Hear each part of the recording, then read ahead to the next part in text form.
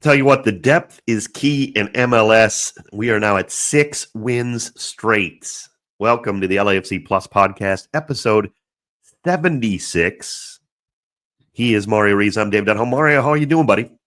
I'm doing great, man. I mean, everybody knows just how dominant LAFC has been, how hot they have been. 6 wins in a row, like you just mentioned. Denis Bouanga, son Heung-min, the hottest duo in MLS, but they weren't here this past game. So that was the question. How is LAFC going to do? And now LAFC getting wins without those guys, the depth stepping up.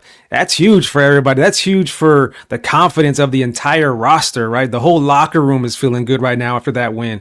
What a night.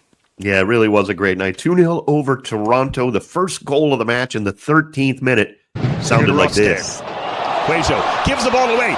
Ebobisi, he's in on goal. Jeremy with the left foot, shot it in! Oh, what a goal from Jeremy Ebobisi! The bad giveaway at midfield, and Ebobisi jumps on it. It's 1-0 black and gold. Just like that, it happens out of nowhere. Now, you heard that on 710 ESPN's ESPN LA app. If you listen there, you can always listen to 710 ESPN as well if we're on there in Los Angeles. But the app you can hear all over. That was the Jeremy Ebobisi goal, Mario. And I wanted to comment because somebody texted, or I beg your pardon, hit me up on Twitter at Talk Soccer. And I saw this after the match. This is from Just Win Maybe One. And he said, "Everything okay, Talk Soccer? That was an uncharacteristically muted goal call." Now, I had to wait. I wanted to respond here on LAFC Plus. I told him I'd comment. I was battling a massive virus, so I was a little concerned, honestly. That's only 13th minute. I was concerned I wasn't going to be able to, hold up with my voice all game if we started, if we go off on a 6-0 win or something, and holy cow, I got to call all these goals and everything. So maybe I was a little too cautious because it turned out fine. But yeah, so normally if I'm not battling an awful virus, I would just let it fly, and that early I goal wish people would have heard you before the broadcast even started.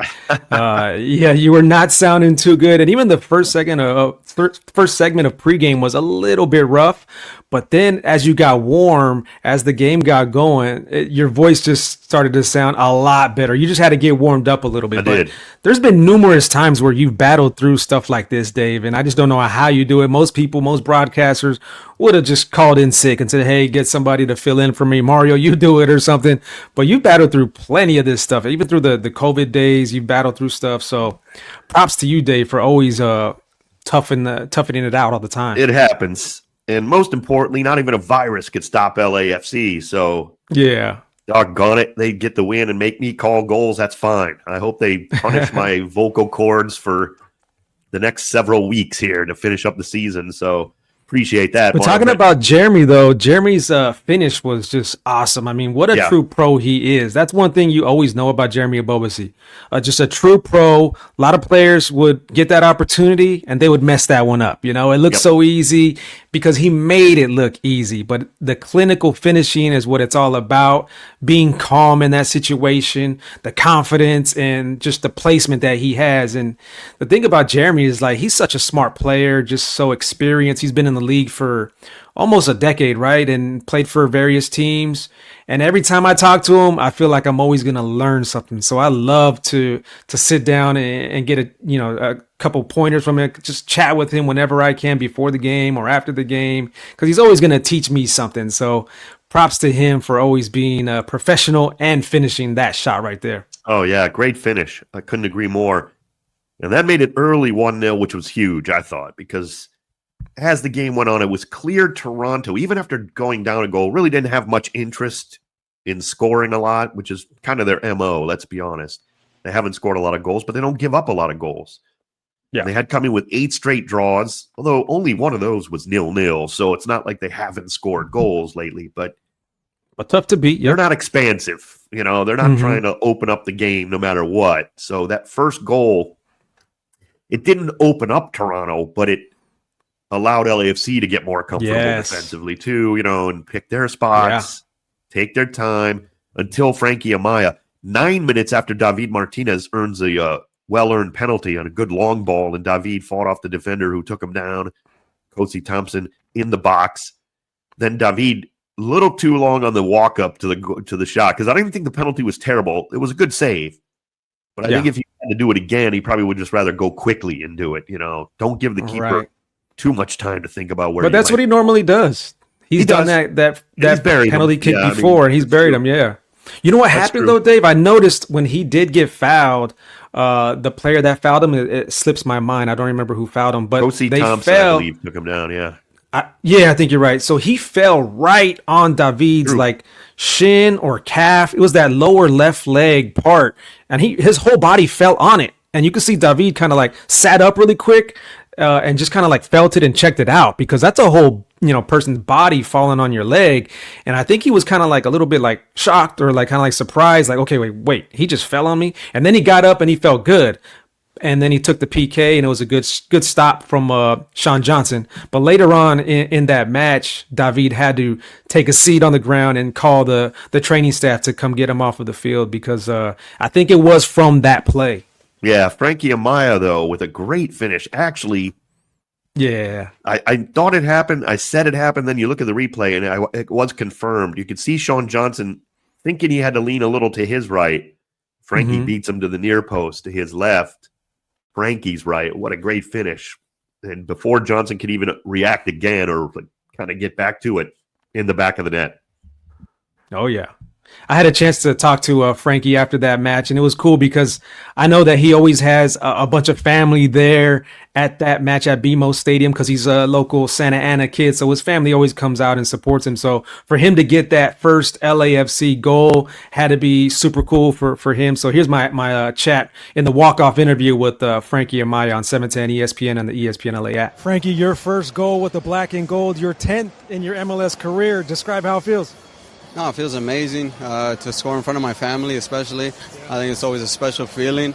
I'm just happy to close out the game and get another 3 points for the black and gold. Key players away on international duty, Sonny, Denis, and more. Still, you guys pick up your 6th win in a row. What's that say about the locker room here? No, I think we're united as a team. I think we have a very deep squad. Obviously, we miss those guys. They're a huge part of our team, but I think we pushed our own weight and helped the team as much as possible to get a good win. 2 big road games to end the season. What's the key to keeping this going to the end of the season, going into this playoffs? Yeah, I think finish strong and try to aim for the first place. I think we can still do it. I think we have the team to do it and to get the highest seed possible to try and play at home with these amazing fans. Congrats on the goal. Congrats on the win. Thanks for the time, Frankie. Thank you. And what a pass from Eddie Segura, right? Eddie got that steal there almost like at midfield, and they just put that ball into that wide open space that was right in front of Frankie Amaya. And Frankie Amaya knew how to pick out that near post, bottom, low corner, and just bury that. It was awesome to see. It really was. Great game. Great finish by Amaya. Sorry, I'm being chased by the sun behind me now. Not the sun Heung-min, but the sun. Sunny's everywhere. This time, it's just, I don't know where I'm at here. So another thing to deal with. But, yeah, more importantly, LAFC get the 2-0 victory. Great stuff from Frankie. Love to see that, like you said, doing it in front of his family. Awesome. Yeah. Talk about the defense again, though, Mario. I mean, come on. They're just playing great. It's great defense. Yeah, you know what? A 3rd straight shutout for Hugo Lloris, and I was actually in the tunnel at BMO Stadium waiting for the final whistle, as I normally do, so I can get the walk-off interview. But as I'm in the tunnel, I'm standing there with Security Paul. Of course, everybody knows the LAFC team head of security is Security Paul, and I'm telling him about the Dodgers and how they got whooped last night by Philadelphia, and then I'm talking to him about Son, because Son is away on international duty. He's like, "Oh, I'm gonna FaceTime with Sonny as soon as the final whistle blows, so he could see all the guys and they can, celebrate the win together." And then he's telling me that, tomorrow at the training facility, it's gonna be donuts for everybody. And I'm like, really? He goes, yeah, donuts for everybody after Hugo Lloris gets a clean sheet. Every clean sheet that the team gets, they get donuts for the whole staff. So he was hyped up about that. I thought that was pretty funny. The little things about sports that are personal and human that people don't really know. Exactly. That's what we bring you here at LAFC Plus. Those behind the scenes, those personal things that you don't really get, like on on a radio broadcast or a TV broadcast or regular media. That's right. That's why you listen to LAFC Plus, and we appreciate you joining us wherever you get your podcast. Or you can always go, as we often do or tell people to, go to the YouTube channel for LAFC. LAFC Plus is there with all the other content from LAFC. Mario, I want to take a look at the standings now. That's the big part of, obviously, a 6th win in a row is great. No doubt about it. What's our scoreless streak at now? 344 minutes, 3 shutouts in a row. Most of that second 4-1 win over RSL was a shutout. Early goal to Brian Vera. Ever since then, no goals scored against us. We do have the 6 wins in a row, which puts our record now at an impressive 17 wins, 7 losses, 8 draws. So we're a point ahead of Minnesota. We've got a game in hand. So frankly, we should just be saying goodbye to Minnesota. We better be. Now, no disrespect to them, but they better not catch us again. It's all in our hands now. We're tied with Vancouver in terms of games played, but we're a point behind, so we got work to do there. We need some help. And we're a point behind San Diego, but again, with a game in hand. So that's how big this Austin game is. Yeah. Right? This is essentially our game in hand because there's very little games going on this weekend. Obviously, and by Vancouver, the way, but if you are wondering out there, whoever's listening, viewing this, a win this Sunday in Austin would tie the club record at 7 straight wins. So everybody's rooting for that one, of course. Now, these last, handful of matches, this last run that we've been on, we said it's been like a favorable schedule for LAFC. This is the match here that I kind of had circled on the schedule as being one of the toughest ones, just because a few things. We have a few guys out on international duty. This was going to be a game on short rest. Yeah. This is going to be an away game. So this is that game where, I don't know, this one I'm a little nervous about. Not that LAFC can't get it done, because obviously the guys are stepping up. The team is full of depth, which we love to see. We just saw that. There was plenty of chances to score last night. I mean, Abobasi, he could have had a hat trick. He had so many chances, and he was putting it on the frame too. But Sean Johnson did come up with a few good saves. But yeah, at this point, after 6 straight wins, I mean, that's a quick way to add up points. That's 18 points just like that, and you gain a lot of ground when you roll off a string of wins like that. And you gotta love LAFC's chances, like we were talking about, to try to get that top spot in the West, just 1 point shy of San Diego, 1 point shy of Vancouver. But like you said, San Diego has 1 game left. LAFC have 2 games left. Vancouver has 2 games left. So it's going to be very interesting to see what goes on decision day. Could come down like last year. Remember the final one of the final kicks of the season with Galaxy end up giving up that goal late that allows LAFC to win the West. So yeah, we might not see much decision day influence in terms of the final spots or who gets in. Which is still up for grabs somewhat, but it might be more the intrigue is who finishes first in the West, who finishes third, who finishes second, all of that still to play for, everything to play for atop and the Dave, West. I have mixed feelings about winning like all the way out. And let me know if you feel me on this one, because I think there is a lot of pressure whenever you have a streak going on. And I know there's a lot of like media hype, like from me, from you, whatever, of, can LAFC keep the streak going? And you don't want to break the streak when you're already in the playoffs. So I'm kind of thinking like, should LAFC get a tie or something, like just to break that streak up, take that pressure off of them, but still, you're still hot, you're still rolling at the point, you're still in good form, but it's just something about carrying a winning streak into the playoffs. Just kind of makes me feel a little weird. I don't know. I might be weird. I can count on one hand the times in my life. How long have we worked together? Oh my God, 20-something years? 20 years, probably almost. Right about, actually. Yeah, 2006, somewhere around there. I can count on one hand how many times I think you've been dead wrong in your sports opinions, Mario. Not very often. Okay, let me know. Here's one at least. Okay.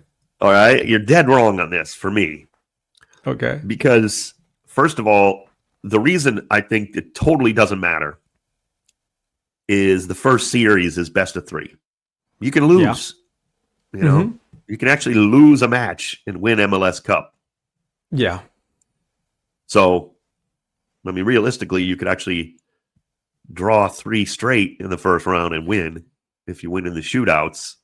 So you don't have to win 6 in a row or whatever, 5 in a row. You know, if you do, you're winning MLS Cup. You win 5 games in a row, you're winning MLS Cup in the playoffs. So I understand your point. Like everybody talks about that in sports. Every game's its own thing too, especially when it's a first of best of 3. I think that's what makes it different. Even if you end up winning 2 straight, it's more just that it was a best of 3. I think that just takes away the worry about like, you know, oh no, we're on a streak here. Are we going to blow this? Yeah. And you're going to have to get on a streak to win MLS Cup too, right? I mean, yeah. I mean, it's also a thing about like peaking too early. That's something that I talk about. You know, you want to peak at the very, very end, and then you don't want to get into that idea of like, oh, did maybe LAFC peak too soon? You know, you want to keep it going all the way through. You're right. And yes, a loss, maybe one loss here, you know, in a 2 out of 3 series is not going to kill you, and then you pick up the winning again. That would be the ultimate. But yeah, just a little you know. I think that's a little too superstitious. That's all I'm saying in terms of But I do. I mean, your point about playing well, peaking at the right time, of course. But you don't want to peak in June, you know, or August even. And I think what's peaking too, like obviously LAFC is peaking. I mean, 6 games in a row we've won. Yeah. But can you be peaking if maybe you, oh heaven forbid, stub your toe against Austin? And then get right back to it, you know. Like, are you still peak? You know, what does it take? Is it one loss that you know, like, or is it what you know? So I mean, you're still playing your best ball. So it's a good point, but I don't know what that even means in terms of how do we define it. But I'm sure most people would agree with you, though. They want to get, but we can't afford that right now. So I'm saying, look, if you go in the playoffs on a winning streak, so be it. Because you have a best of 3 against whoever it ends up you're playing, I guess. Who are we even playing now? Is it Austin? If the playoffs if the playoffs were to start right now, it's LAFC against Austin FC, 2 out of 3 at BMO Stadium. So this might be a preview of the playoffs right here. This is a preview of the playoff. Yes, it's very, very much a preview. Now, of course, the playoff series would be first and third game in LA if you needed a third game, most importantly. Of course, this one will be in Austin, so we'll see how that works out, but very interesting. And this match is going to be massive, there's no doubt. Yeah. And we outlined where they're at, but Austin, now look, they're in the playoffs, as Mario said, they're the 6th seed, so they're having a decent season, but boy, this is the Western Conference. You can't say Seattle's an average team, no matter what their record is, honestly. No. Right? Definitely they're a good team. Like, they can beat anybody. But after that, 6, 7, 8, 9, 10. The West is a little shaky. Let's be honest. East, anybody who makes the playoffs in the East is pretty darn good this year. That's my opinion. The West is a little top heavy. And that's where I put Austin. Very average. Yeah. Start that with a record, 12, 12, and 8, right? 12 wins, 12 losses, 8 draws. Very average team. A goal difference of -8. You know, so that tells you they're not scoring a lot, even with a 500 record. And indeed, they're not. 35 goals, but they don't give up a lot either. It's much like the Toronto team we saw last night. They don't score, but they're not going to let you have anything. And look, Austin beat us at BMO Stadium. We know that earlier in the season. It was a dreadful 1-0 game. Yeah. One of the worst games LAFC have played in a very long time, to be perfectly frank. But that's partially due to Austin, so full of credit to them and Brad Stuver. So I get it. Or I'm sorry, for Austin's defense too. I mean, like, so they deserve that, but again, Mario, it's a team like you're just better than. Like, you just got to go win. I know we're missing guys, of course, and that's going to hurt. We're still missing Denis and Son, but you just did it last night on Wednesday night at BMO. You got to go do it. You got to go win. Yeah.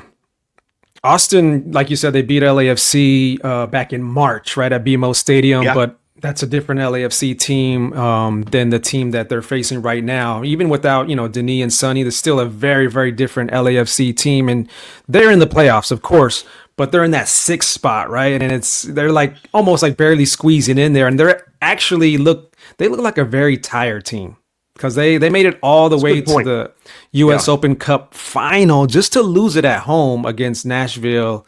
And that is always tough to lose a final at home. And you know how grueling, how much that can take a toll, those side competitions, on your regular MLS season.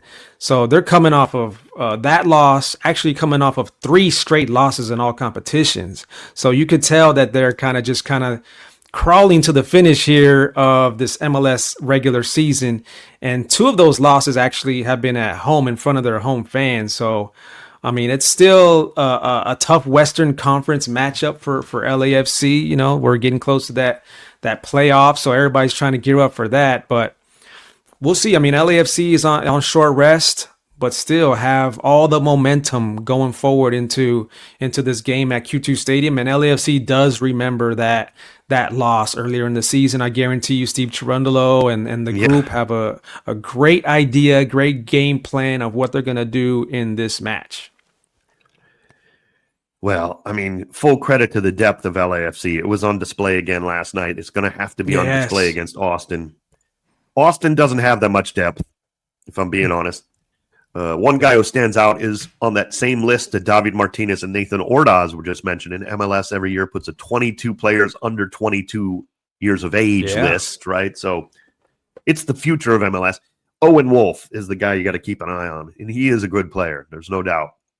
He's the guy that's going to kind of cause you problems all over the pitch. He likes to move around the pitch, get himself, make himself available everywhere. Son of the former coach there, of course, Josh Wolff. And he is a very good player. They spent some money. They spent some big money recently. Yeah. Mirtu Ozuni, Osmo Bukhari, some other players. Hasn't really, Brandon Vasquez got hurt, but hasn't really, clicked for the Verde, if you will. I'm trying to be nice. Of course, they have our old buddy, Ilya Sanchez. Yeah. Always lovely to see him. Always nice to, interact with Ilya.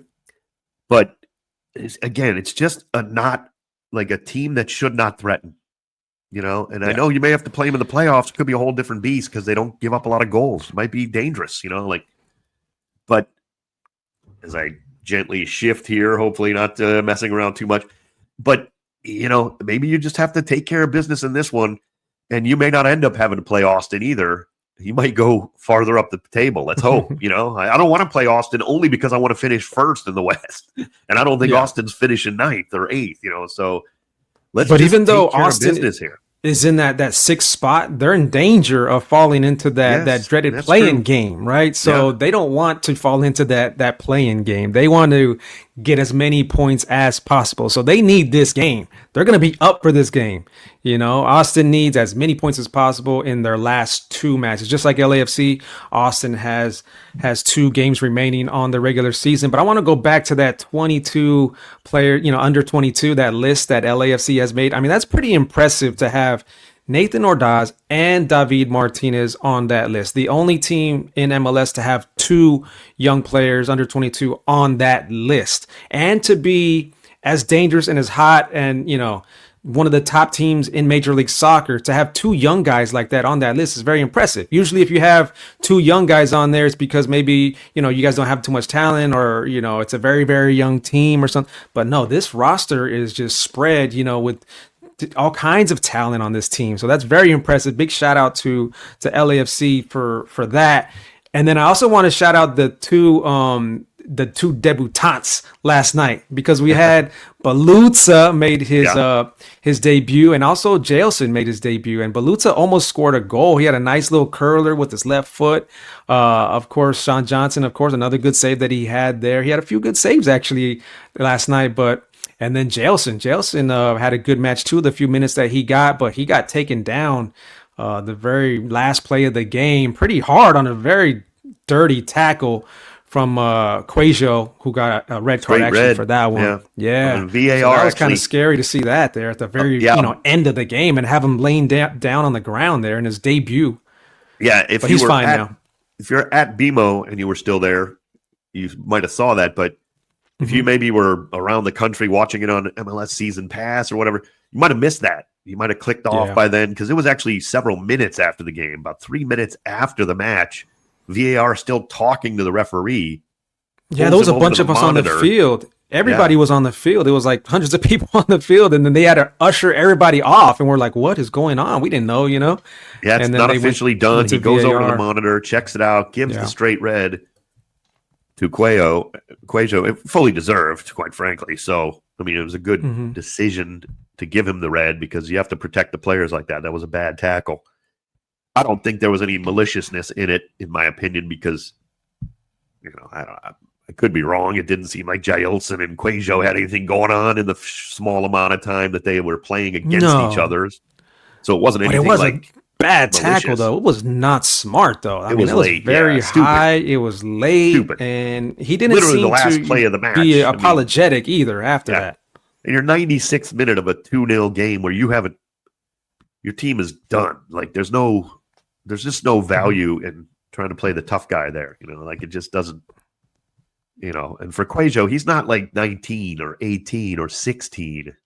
This is a 25-year-old who should know better to not let, you know, it's just not, But, you know, if LAFC are going to be, you know, in the playoffs and they're going to be bringing off guys off the bench like like Jailson, like Balutza, Yaya Boa, you know, possibly Nathan Ordaz and David Martinez, guys like that off of the bench in the playoffs. I was like, come on, man, let's go. I love that. Like the depth of this team is what you need in the playoffs. We all know that. Like to win trophies, there's going to be, you know, stuff happens, right? So you need to go to that bench. And when you have guys like that coming off the bench, good things are going to happen for your team. Another factor about replacing your manager, you know, we talked a little bit about it on this podcast, but we all know what's coming, right? It's not like we're speaking out of turn here. It's all well documented that we're still looking for a manager or that hasn't been settled. One of the key things that I think John Thornton has to be asking these managers is, what is your plan for Nathan Ordaz and David Martinez? Because, it's, of course, Son and Denis Bouanga, but we all know what they can do and what they're going to do because they've been doing it every year of their career virtually, right? And we're seeing it now, so we know that. Of course, we expect nothing less. If you don't give us that, you're not going to be manager long. Like, if you can't manage those two, then it doesn't, you know, like, we'll have to find someone else. That's just what are you going to do to continue to make Nathan Ordaz and David Martinez better players? It's a very important time in their careers, both of theirs respectively. Absolutely. And it cannot look, we see, you know, when we see a player every game, like whoever it is, whether it's your team, like it's your favorite team, you're usually going to know these players way better than, say, an Earthquakes fan might, and they're vice versa, right? They're going to, you know, we pick apart every little thing, right? Like that these guys do, good or bad. And that's what we're supposed to do. We're fans. But I was really impressed that MLS, you know, voters, the media, put Martinez that high. Yeah. Because I love him. You know that. Like, I love David Martinez and his talent. Like, but we can see Nathan Ordaz's, like, 5 goals, 5 assists, a little bit better than David's stats. Now, I'm not comparing the players because they don't play the same position, you know, right now. They've had different roles in this team, more importantly. But it was good to see them, yes, both be on the list, but both as high as they were, really. Because I saw some other lists where people start to do this, and, it, you know, they both mentioned those players, or they all, you know, but it was, 18th or 15th or, you know, just another guy, like, not the same. Because they passed the eyeball test right away. Like, right away when they're on the field, you see the excitement, you see the talent. More than 5 minutes, yes. You can't dispute that. Like, it's why I've been keep telling people about David Martinez who don't know him that well. I go on and do an interview with this kid is so talented. Like, look, that doesn't mean anything in professional sports, right? We've seen way more talented players in every sport fail if they can't, you know, they have to keep progressing. We know that. But that's part of the new manager's job. Yeah. Right? Good point. because these guys are growing, and you have to continue to keep getting better at that age, especially. Like, otherwise, you don't usually plateau at 19, and that's a good thing for your career. Not usually. I mean, unless you're Messi, because he was that good then, but he got better. Don't get me wrong. But, like, you got to keep getting better. You got to keep improving stuff. And we especially saw that out of Nathan this past offseason. All the work he put in. Man, did it manifest itself immediately, essentially. Like let's be honest. Always a talented kid. So much better this year just because he got older and kept working and, just improving. That's just what it is. And all of his teammates knew that, too. All of his teammates, they're not shocked of how well he's playing this year because they know how much work he put in. Because we talked to other players like, oh, how do you think, what are your feelings of Nathan Ordaz and how he's been playing this year? Yeah. Like, well, he worked his butt off. He worked his butt off in the offseason. So those are the results of putting in that hard work. And actually, I was talking to Steve Cherundolo, throughout the later part of this season, because as you were saying, we all know that, his time with LAFC is going to come to an end as soon as the season ends here with LAFC. So every now and then I ask him questions, and I asked him about what's it been like for you coaching at BMO Stadium in front of the fans in the 3-2-5-2, and he just had the perfect answer. He was just talking about how BMO Stadium is just so unique to LA, everything from the music to the linguistics, just to the culture is so LA at BMO Stadium. And I just thought, man, like that's such a cool answer. And of course he said, if you want to compare something in the U.S. to a European game or to a Champions League game, this is the closest thing. And of course, we all know that. But for him to say like it's so L.A. and it's not copying any other stadium, any other environment, it's not trying to copy that. It's just being L.A., which is so cool. And that's what you get when you go to BMO Stadium. That is a good one. I love that. Well, we do have to look past BMO Stadium around the rest of MLS. It's a mild weekend, busy well, not busy, important games, not busy. Mm-hmm. The games are going to matter a lot.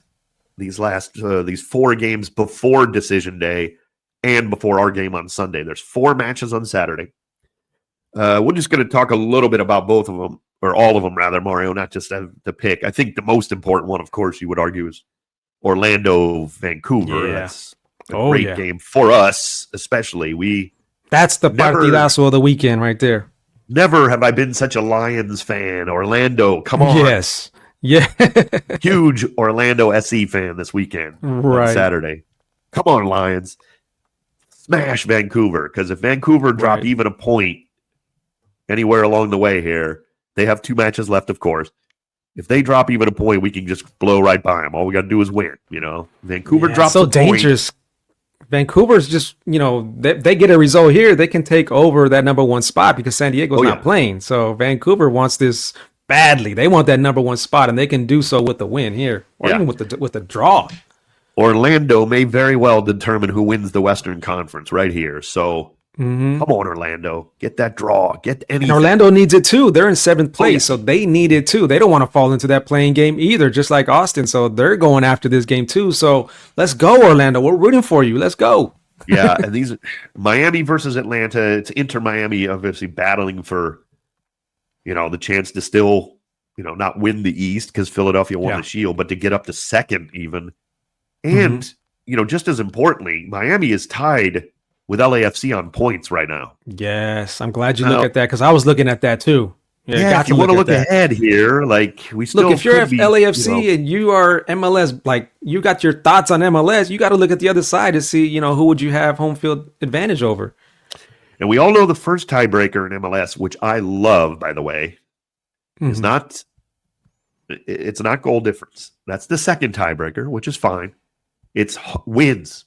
Just win. Mm-hmm.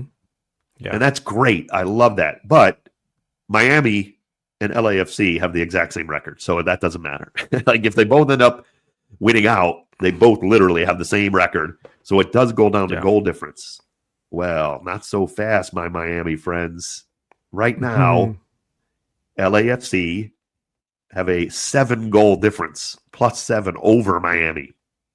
So yes, theoretically, they're still alive, Miami. Even if both win out, I guess Miami would have to go like +10, and we'd have to only go +2 because we'd win out 1-0, 1-0, or whatever, 3-2, whatever.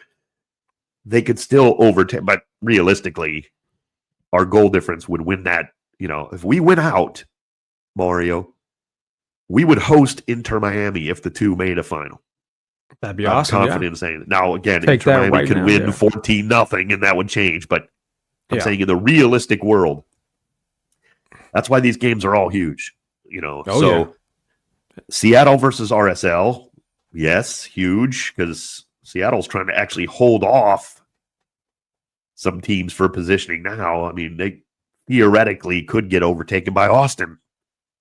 Unlikely, or even Portland, again, or not Portland, I'm sorry. Austin could still overtake them. Unlikely. Seattle's pretty much locked in, but RSL, holy cow. They are teetering on the brink. This is their, game in hand, but they are tied with points for Colorado. They're ahead of them on the wins, but they are right there at 40 each, and they got Dallas right above them at 41. You still have San Jose even alive at 38, so a huge win here for RSL would be massive. A win for RSL gets them into the playoffs. That clinches their spot into the playoffs, and it would be nice to see Diego Luna and see what he does. He's a gamer. He's a fighter. I would like to see what he does in the playoffs, but I'm not worried about Seattle because Seattle, they're 10 points below LAFC, so they're way down there. They can't really catch LAFC. But yeah, to see RSL get in there, I know they really want to get that spot. Diego Luna wants that spot, so that'd be cool to see them in there. And the Galaxy can only play spoiler taking on FC Dallas, who, again, is just a point above RSL. So those two could switch depending on how the night goes. So this could be very intriguing stuff coming up on Saturday, leading up, of course, to the more important game on Sunday, LAFC taking on Austin FC. I feel like I'm the Earth, rotating here to get away from the sun here. It's not the other way around. So the sun doesn't rotate around me. I promise I don't have that big of an ego. But if you're watching on YouTube, you know that I'm avoiding this. I'm going to have to fix this. It's that time of year again. I forgot. So I got to put something up for. But yeah, these games, going to be great. But again, as we say. And for those that are wondering about the Miami game, there's no Messi in this one. No Rodrigo de Paul there with Argentina. So that's another thing to highlight about that game. So Atlanta. But did you see who's not playing for Atlanta? Holy cow. They're missing. Oh, really? Oh, my gosh. I did not see who's not playing for Atlanta. Because I know they have a lot of individual talent, and I was going to say, if they can put something together, now is the chance. Yeah, they won't. I'm just burying Atlanta. I mean, they didn't even show much hunger to get the win against LAFC. We just saw Atlanta, and they were not trying to push forward. They weren't trying to use any of their attackers going forward. They were just trying to get, I think, a draw, or they were happy to get a draw with LAFC if they could. But yeah, so that's an interesting one. We need their help maybe a little bit, but you can't rely on it. You got to take care of your own business. Yes, exactly. Handle your own business. Yeah. Especially once we see that Orlando-Vancouver. If Vancouver stumble and only get a draw, then LAFC winning out will put them in such a good position for the whole playoffs. I mean, look, Philadelphia won the Shield. If they win out, they're going to host everything. I get it. Yeah. But man, I mean, even Cincinnati, if they stumble a little, LAFC could host everything. You know? You can't. People talk about, it doesn't matter in MLS, the regular season, or where you fit. No. Mario and I have been talking about this for years. You've got to host as much as you can in the playoffs. You just do. So let's talk about that decision day, because that decision day is going to be very important, because San Diego just has that one decision day game left, and that's on the road for San Diego against Portland. So that's a tough place to get a road win for San Diego, which we like for LAFC, but LAFC will be on the road as well as we go to Colorado for that decision day road game. Yeah, so much to see what happens in the next week or two. It's going to be awesome. It has been so much fun. I can't wait.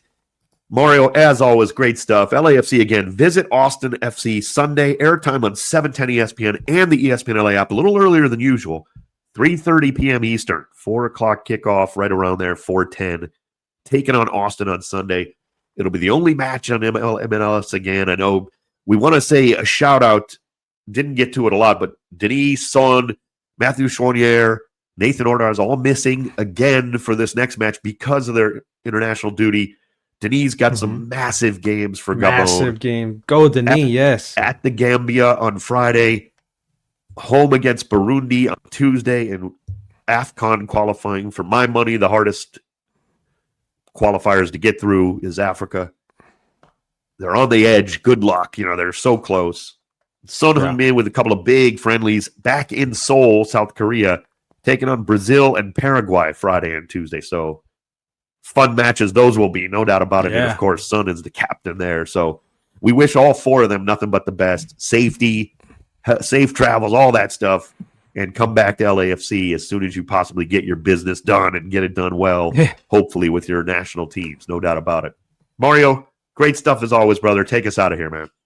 Yeah, that's something that I always pray for. You talk about being healthy. That's something I always pray for these LAFC players, to give it all they got, right? To Steve Cherundolo. Go out there and give it all you got and to stay healthy. And if you do that with the talent and everything that LAFC has, I think there's a good chance that things will turn out in the right way. But yeah, this weekend is a good one. LAFC against the Verdes, coming back for a redemption time for LAFC.